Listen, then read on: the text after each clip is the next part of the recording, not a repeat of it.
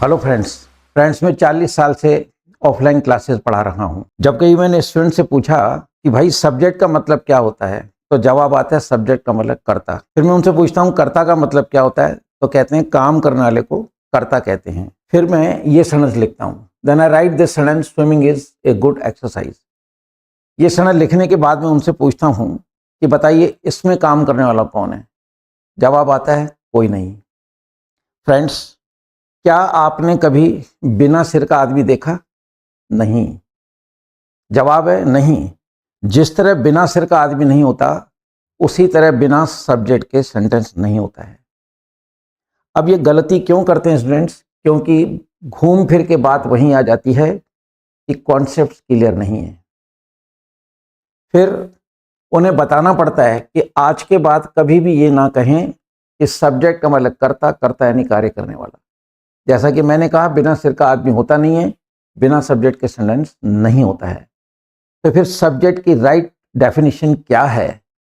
Friends, आप देखना, मैंने लिखा है सब्जेक्ट का मतलब होता है about which we talk is subject.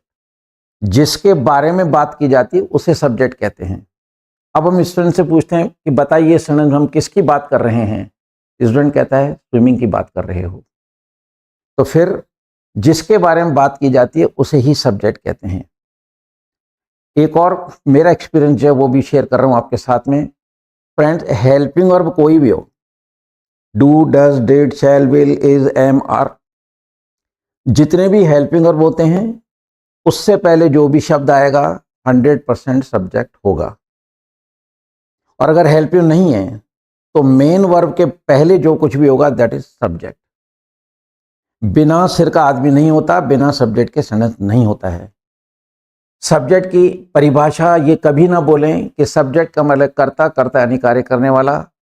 After today never say that subject means कर्ता। नो, आपको सब्जेक्ट की परिभाषा ये देनी है अबाउट विच वी टॉक, जिसके बारे में हम बात करते हैं उसे हम सब्जेक्ट कहते हैं। क्लियर? अब सवाल उठता है कि सेंटेंस में सब्जेक्ट कैसे ढूंढें। स्टूडेंट के सामने बहुत बड़ी प्रॉब्लम है। आप मेरे जितनी भी वीडियो देख रहे होंगे, मैं हर वीडियो के अंदर एक चीज इंसिस्ट करता हूं स्टूडेंट्स को, आप प्लीज सबसे पहले मन लगाएं, समय दें, पेशेंस रखें और क्यूरियोसिटी होनी चाहिए to learn more and more, कि ज़्यादा से ज़्यादा सीखने की जिज्ञासा आपके अंदर होनी चाहिए, तब हम इंग्लिश को बोल सकेंगे, लिख सकेंगे। तो फ्रेंड्स, सब्जेक्ट कैसे ढूंढें? सेंटेंस में लास्ट शब्द का रिश्ता जिस शब्द से होता है वही सब्जेक्ट होता है और वाक्य हमेशा उस ही शब्द से शुरू होगा। एग्जाम्पल देखिए, कौन सी लड़की का बुर्का काला था? फ्रेंड्स, मैं ऑफलाइन क्लास में भी और इवन ऑनलाइन क्लास में भी पढ़ाता कम हूँ, प्रैक्टिस ज़्यादा कराता हूँ। क्योंकि मैंने कहीं पढ़ा था practice makes a man perfect, पर मैं इससे सहमत नहीं हूँ। Perfect practice makes a man perfect. इसलिए मैं अगर एक टेंस पढ़ाता हूँ तो 6 days I go on providing classroom practice. Sunday पूछता रहता हूँ। ऑनलाइन भी इसी तरह से मैं प्रैक्टिस करा रहा हूँ। जब तक आप बहुत अच्छी प्रैक्टिस नहीं करेंगे, बेस नहीं बनेगा। तो फ्रेंड्स, सेंटेंस रखता हूँ स्टूडेंट के सामने, कौन सी लड़की का बुर्का काला था? स्टूडेंट शुरू करता है, विच गर्ल्स यशमिक was black. This sentence is wrong. क्यों? क्योंकि हमारा जो एक जनरल फॉर्मूला होता है वो होता है subject, then helping verb, then verb, then object. Sentence हमेशा सब्जेक्ट से शुरू होता है। अब देखिए, कौन सी लड़की का बुर्का काला था, मैंने लिखा है सेंटेंस में लास्ट शब्द का रिश्ता जिस शब्द से होता है वही सब्जेक्ट होता है और वाक्य हमेशा उस ही शब्द से शुरू होता है। फ्रेंड्स, यहाँ वर्ड देख रहे हैं, अब लास्ट में काला। अब ये काले का रिश्ता कौन सी लड़की से नहीं है, काले का रिश्ता बुर्के से है, तो फिर सेंटेंस बुर्के से शुरू होगा। अभी मैंने कहा सब्जेक्ट का मतलब जिसके बारे में बात की जाए उसे सब्जेक्ट कहते हैं, तो यहाँ सब्जेक्ट बुर्का है। अगर आप विच गर्ल्स यशमिक वॉज ब्लैक लिखते हो, रॉन्ग हो जाएगा, क्योंकि सब्जेक्ट शुरू में आ ही नहीं रहे। फॉर्मूला तो हमारा ये है। तो आपको सब्जेक्ट ढूंढना पड़ेगा। सब्जेक्ट ढूंढने का तरीका मैंने बता दिया। सबसे पहले सब्जेक्ट लाओगे, तो यशमिक of which girl was black. ये बारीकियां हैं इंग्लिश की, स्लैंग में सब चलता है। लेकिन कॉम्पिटिटिव एग्जाम्स में स्लैंग लैंग्वेज या कॉन्सेप्ट क्लियर नहीं है तो आप कभी भी इंग्लिश का पेपर क्लियर नहीं कर पाएंगे। तो देखिए आप, कौन सी लड़की का बुर्का काला था, काले का रिश्ता बुर्के से, मैंने उसको बुर्के से स्टार्ट किया है। ये second one sentence is right, ऊपर वाला गलत है, स्लैंग में चल जाएगा वो अलग कहानी है, लेकिन इनकरेक्ट है। एक और सेंटेंस देखिए, कितने लोगों का जीवन खतरे में है। अब जनरल स्टूडेंट इसकी इंग्लिश बोलता है how many people's life is in danger. Again this sentence is wrong, this one is right. क्यों? कितने लोगों का जीवन खतरे में है। जीने के लिए सेंस चाहिए, sense. And I always got advising to this friends कि do not follow the rules, directions, instructions, had better try to use your own sense. आपके साथ आपका विजन होना चाहिए। कितने लोगों का जीवन खतरे में है। अब मैं स्टूडेंट से पूछता हूँ खतरे में क्या है, कहते हैं लोग। लोग खतरे में थोड़ी होता है, खतरे में जीवन होता है। जीवन का मतलब आत्मा।